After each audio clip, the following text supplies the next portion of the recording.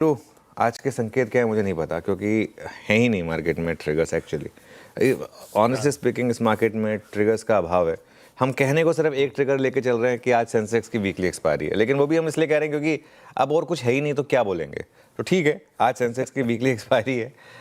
हमारी मार्केट के लिए पिछले 2-3 दिन में एक अच्छी खबर आई थी ब्रेंट क्रूड की, वो भी स्वाहा हो गई। आप देखिए ब्रेंट क्रूड $59 तक जो आया था, कल फिर जो एक डोनाल्ड ट्रंप ने धमकी दे डाली वो वापस 61 के करीब पहुंच गया। अच्छा, वापस करेक्ट हो गया थोड़ा सा, 60 के करीब आ गया। तो खैर एनीवे जो भी है, 58, 58.5, 59 तक का जो था वापस 60 की तरफ आ रहा है। तो शायद आज हो सकता है कि जो हमारी 3-4 दिन से ओएमसी पे अच्छी ट्रेड चल रही है, शायद उसमें थोड़ी सी आज प्रॉफिट बुकिंग आ जाए।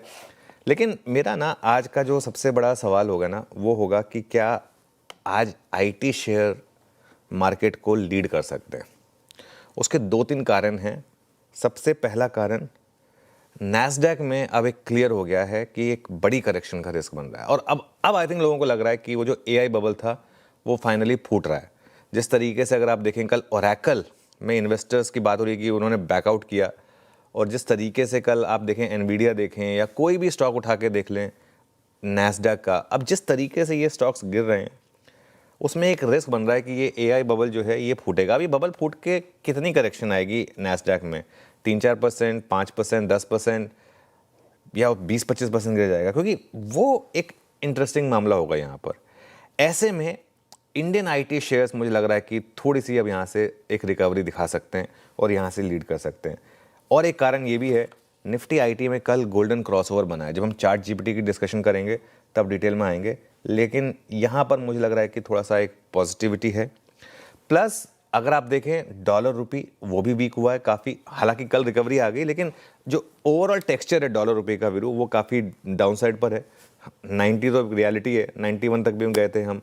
तो कहीं ना कहीं एक बॉटम लाइन पर इसका भी एक इम्पैक्ट आईटी कंपनियों के लिए पॉजिटिव है। हाँ, अगर नैस्डैक 20% गिर गया तो फिर तो ऑल बेट्स आर ऑफ। मतलब ये एक अजम्पशन ले कि भाई थोड़े से नैस्डैक में करेक्शन आएगी, ये तब चलेगा। अगर नैस्डैक की 20-25% गिरेगा तो फिर सारी मार्केट गिरेंगी। हो सकता है कि हमारी मार्केट कम गिरे, लेकिन जो भी है ये एक सेंस बन रही है मेरी कि आईटी यहाँ पर थोड़ी सी स्ट्रेंथ दिखा रहा है। कल शुरू में तो काफ़ी स्ट्रेंथ थी इनफैक्ट आईटी में, टिके नहीं, वो बात अलग है, लेकिन फिर भी एक ग्रीन में तो था, पूरे दिन ग्रीन में था निफ्टी आईटी, जबकि निफ्टी रेड में था इस वजह से। इसके अलावा जैसे मार्केट में अगर आप देखें कोई बहुत बड़े ट्रिगर्स हैं नहीं। जो ट्रेड डील है वो भी कहीं ना कहीं फंसी है। आज भी अगर आप डोनाल्ड ट्रंप का अगर आप वो स्पीच सुन रहे थे तो वो बहुत प्राउड हैं इस चीज़ को लेकर कि उन्होंने टैरिफ लगाए हैं। वो बहुत प्राउड हैं इस चीज़ को लेकर कि अब सारी की सारी जॉब्स अमेरिकन्स को जा रही हैं। सुबह सुन रहा था मैं उनकी जो प्रेस कॉन्फ्रेंस थी या जो भी वो स्पीच थी। आज मुझे लग रहा है एक और स्पेस आपको थोड़ा सा पैसा बना के दे सकती है। हालांकि बहुत ज़्यादा हाई कन्विक्शन नहीं है, लेकिन फिर भी कैपिटल मार्केट से जुड़े शेयरों पर आज नज़र रखिएगा पीरू। आज मुझे लग रहा है कि कैपिटल मार्केट से जुड़े शेयरों में एक रैली पॉसिबल है। अब पता नहीं बड़ी होगी या छोटी, एक रैली मान के चलिए, क्योंकि एक शॉर्ट कवरिंग पॉसिबल है यहाँ पर। सेबी का फैसला जो है वो है तो टफ, मतलब है तो नेगेटिव, लेकिन उतना नेगेटिव नहीं जितना मार्केट पचा के चला गया था। वो 6 बेसिस पॉइंट है 8.69 के मुकाबले, मार्केट मान के चल रहा था 1 या 2 बेसिस पॉइंट तक आ जाएगा अगर मामला तो। और काफ़ी हद तक ये स्टॉक गिरे हैं, डे लो पर कल बंद हुए थे, सब कुछ मुझे लग रहा है कि पचा के गए थे। कल हम क्लोजिंग में भी बात कर रहे थे कि ये स्टॉक्स में अब आप शॉर्ट करेंगे तो एक रिस्क रहेगा। तो मुझे हैरानी नहीं होगी अगर आज यहाँ पर थोड़ी सी शॉर्ट कवरिंग हो जाए, तो ये एक पॉसिबिलिटी रहेगी यहाँ पर।